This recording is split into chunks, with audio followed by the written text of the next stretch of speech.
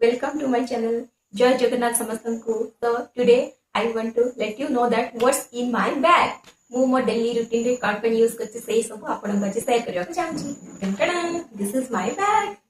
ଚାଲନ୍ତୁ ଦେଖିବା ଏଇ ବ୍ୟାଗରେ କଣ ସବୁ ଅଛି। ମୁଁ ଡେଲି ଲାଇଫରେ ମୁଁ କଣ କଣ ୟୁଜ କରେ ତାପରେ ବି କିଛି ଅକେଜନାଲି ବି କଣ କଣ ୟୁଜ କରେ ସେ ସବୁ ମୁଁ ବ୍ୟାଗରେ ମୁଁ ଆଜି ନେଇକି ଆସିଛି ଆପଣଙ୍କୁ ସହିତ କିଛି ସେୟାର କରିବା ପାଇଁ। ସୋ ଚାଲନ୍ତୁ ଦେଖିବା କଣ କଣ ଅଛି ଏ ବ୍ୟାଗରେ। ଫର୍ଷ୍ଟ ତ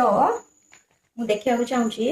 ମୋର all time favorite. This is Aqualogica Glow Milk Fluid Moisturizer जोटा कि मो पर्सनली बहुत फेवरेट इटार माने टेक्सचर हो कि तार माने सी ग्लोइंगनेस ता मते बहुत भल लागे मो फेवरेट एटा मो यूज करे केबे केबे माने सपोज धरंतु केबे स्किन रे किछ एक्स्ट्रा करिया को इच्छा होएनी तो एटा मो लगे कि बस लिप बाम लगे कि खत्म पुनी अछि हां जोटा कि very necessary for everyone day to day लाइफली एटलीस्ट टाइम्स यूज करबा कथा एटा डिटेंड ऑफ एस्पेक्ट जेबे हमर फेस दरकार हो टैन पड़ी जाय जेमति हमें बाहर को जाऊ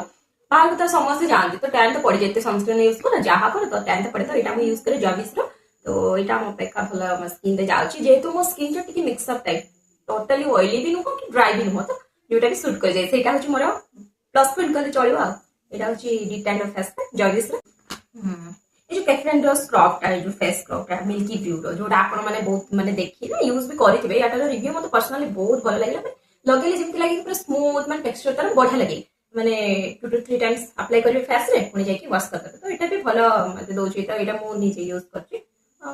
एटा हबो ई डब्बा खुसी कि 2 टाइम्स हला मो यूज कर हां मेन जिंस जोटा कि बहुत दरकार समस्त हम रहबा दरकार SPF 50+++ एटा समस्त मु यूज करछि विस्केरो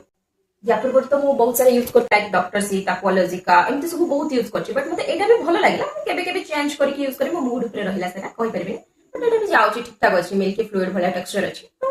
ओके स्किन केयर गला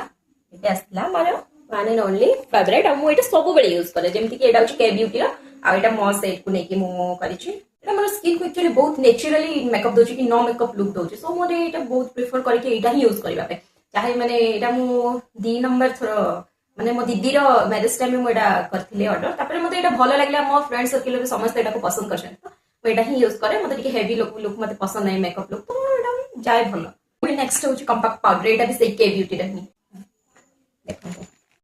एटा रहनी तो एटा भी भलो रहउची मु बेसी पाउडर कॉम्पैक्ट पाउडर मते यूज करेनी मते टिके माने ड्राई टाइप रो मेकअप टिके पसंद नै तो एटा यूज करे टिके नेक्स्ट मो पाखरे अछि फिर से पुनी के ब्यूटी रो होची काजल काजल